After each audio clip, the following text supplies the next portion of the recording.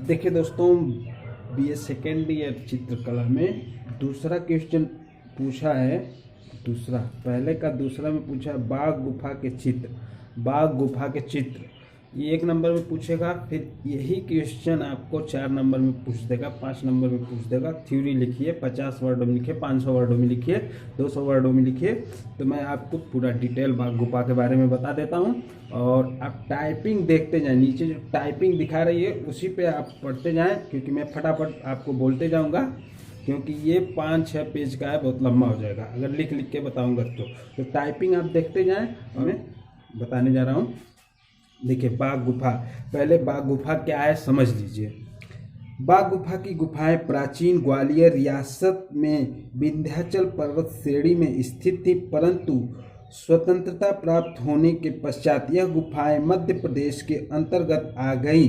1818 ईस्वी में सर्वप्रथम इन गुफाओं का परिचय तथा विवरण लेफ्टिनेंट डेंजर फील्ड ने मुंबई से प्रकाशित किया। इस गुफा के चित्रों का 1907 ईस्वी से 1908 ईस्वी के मध्य में कर्नल C.E. लुआर्ड ने निरीक्षण किया और पुनः ये चित्र संसार के समक्ष आए।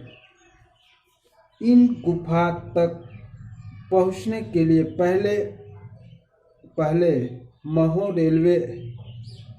रेलवे स्टेशन तक रेलगाड़ी से जाना पड़ता था और फिर महू से धारमार्ग के द्वारा बाग कस्बे तक मोटर गाड़ियों से 87 मील का मार्ग पार करके 87 मील का मार्ग पर करना पड़ता था।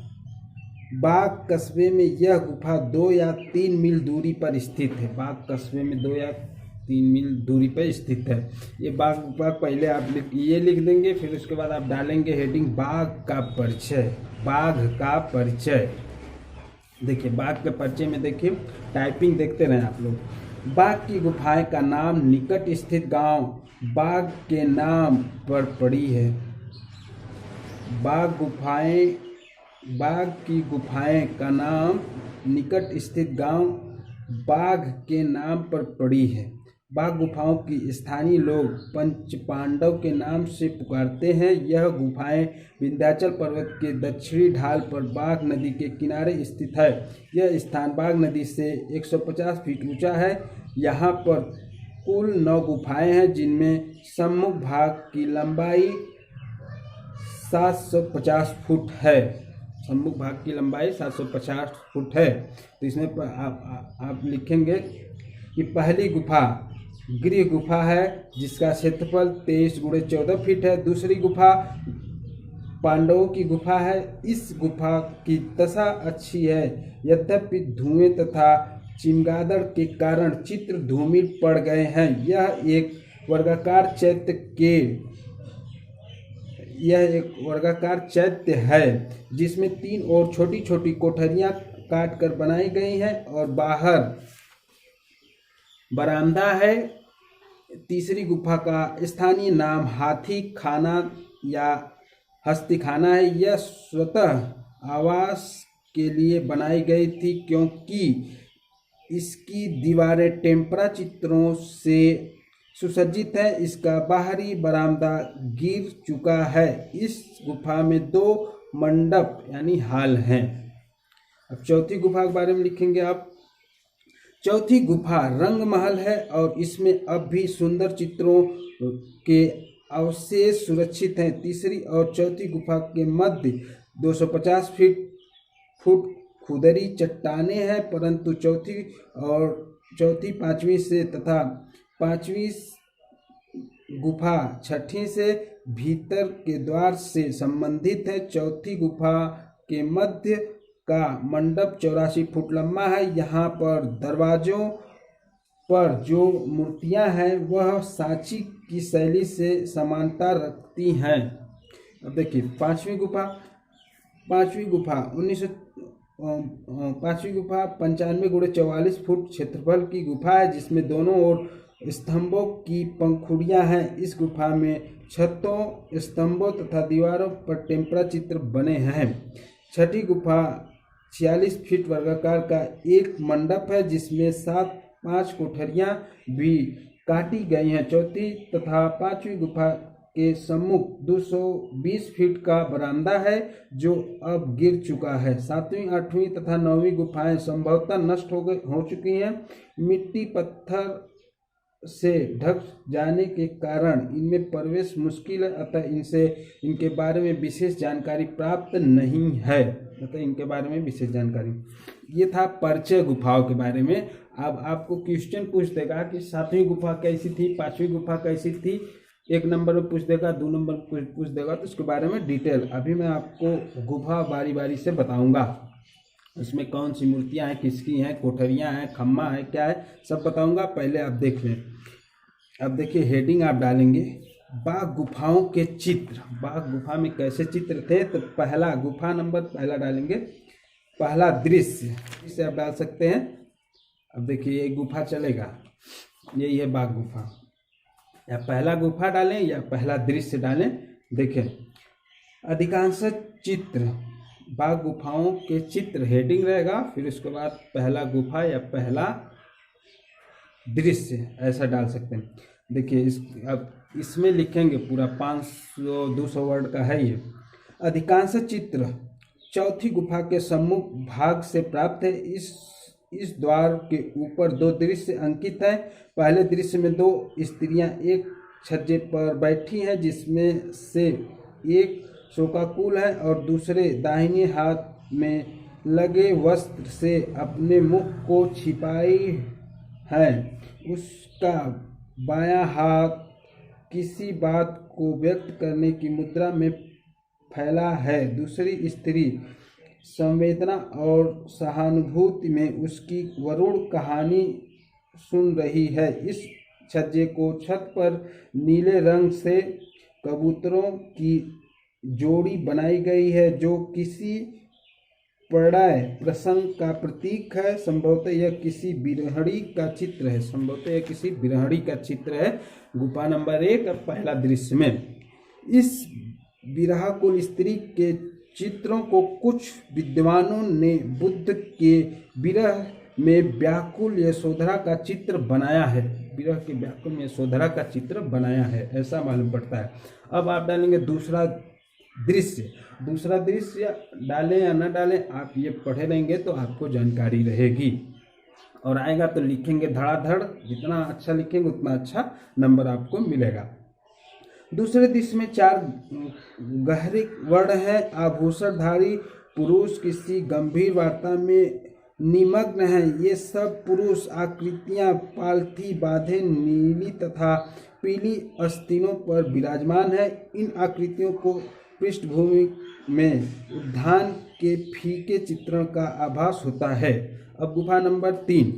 तीसरे दृश्य में स्पष्ट रूप से आकृतियों के 2 समूह हैं जो एक के ऊपर एक बनाए गए हैं, परंतु यह निश्चित रूप से नहीं कहा जा सकता कि यह एक ही प्रसंग के चित्र हैं या एक ही दृश्य की घटना है। ये आकृतियां हवा में उड़ रही हैं और बादलों से आच्छादित हैं। नीचे वाले भाग केवल 5 सिर ही हैं। नीचे वाले भाग में केवल 5 सिर शेष बचे हैं जो स्पष्ट रूप से गायिकाओं के चित्र हैं, क्योंकि बीच वाली स्त्री के हाथ में एक वाद्य यंत्र है।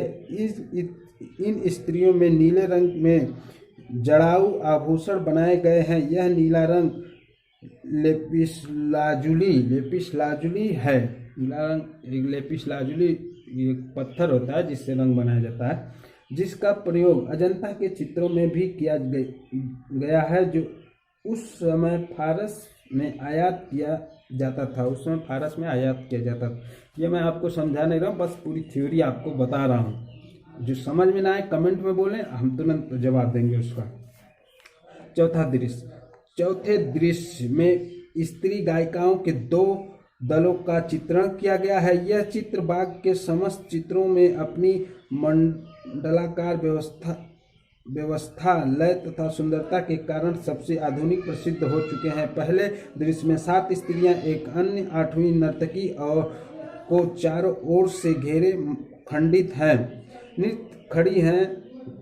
नृत्य करने वाली स्त्री पूरी आस्तीन का चुस्त कुर्ता पहनती है जो घुटने तक नीचा, और 3 स्त्री डंडे बजा रही हैं, एक मृदंग बजा रही है और शेष 3 मंजीरे ताल बजा रही हैं। ये स्त्रियां उरोजों पर या तो आस्तीनदार चोली पहनी है या ऊपरी भाग में अर्धनग्न है। ये स्त्रियां दूसरे दल में एक नर्तकी 6 स्त्रियां मंडलाकार रूप में घेरे खड़ी है। वह चुस्त कुर्ता तथा पजामा पहनी है और शेष 3 डंडे बजा रही हैं। इनकी वेशभूषा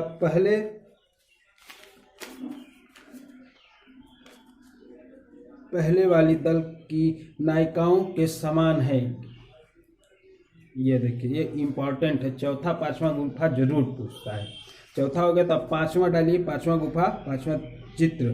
5वें चित्र में कम से कम 17 घुड़सवारों का दृश्य अंकित है। वस्त्रों की तड़क भड़क, घोड़े की गति तथा राजकीय चिन्ह इत्यादि के कारण यह किसी राजा की शोभा यात्रा या जुलूस का दृश्य है। इसके समस्त घुड़सवार चुस्त बाने के समान पोशाक पहने दर्शाए गए हैं और उनके सिर के पीछे सफ़ेद या पीली पगड़ी है। 5वां वाला इम्पोर्टेंट है। छठे दृश्य हाथियों का जुलूस दिया गया है। इस जुलूस में 6 हाथी और 3 घुड़सवार हैं, परंतु अब घुड़सवारों में से केवल एक का चित्र ही दिखाई देता है। छठा दृश्य तो एक द्वार के चित्र से 7वें दृश्य से अलग हो जाता है। इस दृश्य में एक व्यक्ति हाथ में कमल पुष्प धारण किए हाथी पर बैठा है। इसके सिर पर छत है और अंगरक्षक डुला रहा है।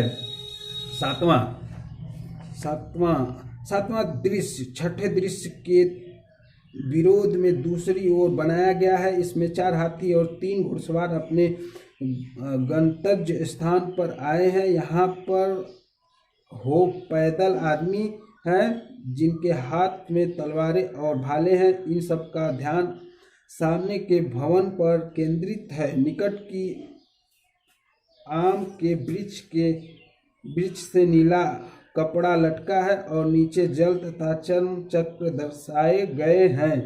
निकट ही एक किले का वृक्ष भी है जिसके नीचे बुद्ध बैठे हुए एक शिल्प को उपदेश दे रहे हैं। बाघ गुफाओं के आलेखन में मनमुग्धकारी पक्षियों, शुक, सारिका, कबूतर, हंस, कोयल और चकोर, बत्तख आदि का कमल नाल, लताओं तथा पुष्पों के बीच में अंकन किया गया है। 7 चित्रों में नीले, लाल और पीले परस्पर विरोधी रंगों का प्रयोग किया गया है। रंगों की यहाँ 2 शैलियाँ हैं जो संभवतः 2 विभिन्न कार्यक्रमों की परिचायक हैं। यही था बाघ गुफा। 7 गुफा तक है। 8वीं 9वीं जो है गुफा वो दब गई है। ये बाघ गुफा है। बाघ गुफा का आप बढ़िया से पढ़ लीजिए, टाइपिंग देखते रहिए और कुछ भी दिक्कत हो कमेंट करिए, तुरंत जवाब मिलेगा, तुरंत। और मैं बता रहा हूँ आपको, दुनिया स्वार्थ